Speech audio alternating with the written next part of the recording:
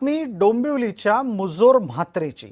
या मुजोर म्हात्रेला न्यायालयीन कोठडीमध्ये पाठवण्यात आलंय। त्याच्यावर डॉक्टरांना मारहाण केल्याचा आरोप आहे। मुजोर म्हात्रेला पोलिसांनी ताब्यात घेतल्याच्या नंतर काही दिवस पोलीस कोठडीमध्ये ठेवण्यात आलं होतं। आता त्याला 24 जुलैपर्यंत न्यायालयीन कोठडीत ठेवण्याचे आदेश देण्यात आले।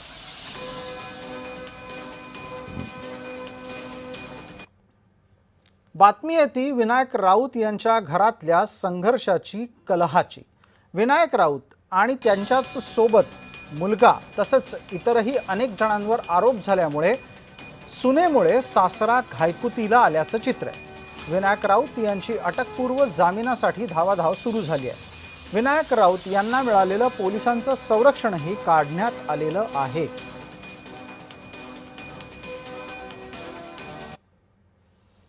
या प्रकरणावर म्हणजे सुनेनं केलेल्या आरोपांच्या मुद्द्यावर बोलत असताना विनायक राऊत असं म्हणतायत की त्यांची बदनामी करण्याचा प्रयत्न केला जातोय।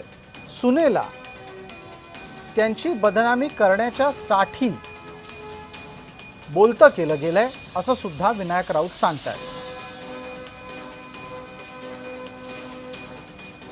2023 रोजी स्वतःहून माहेरी गेलेली आहे। जाताना मला डॉक्टरने सांगितलं म्हणून माझं स्त्रीधन जे आहे त्या सहित घेऊन गेलेले आहे।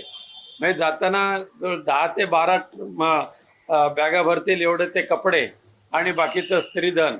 आता स्त्रीधन सुद्धा नेमकं किती गेलेलं आहे, किती नेलंय हे हिम्मत असेल तर तुम्ही जाहीर करा। येताना सासरी येताना स्त्रीधन किती आणलं आणि घेऊन जाताना किती घेऊन गेला ते जाहीर करा। विनायक राऊतच्या सुनेने पत्रकार परिषद घेऊन ज्या प्रकारे आरोप केलेले ते अत्यंत गंभीर आहेत।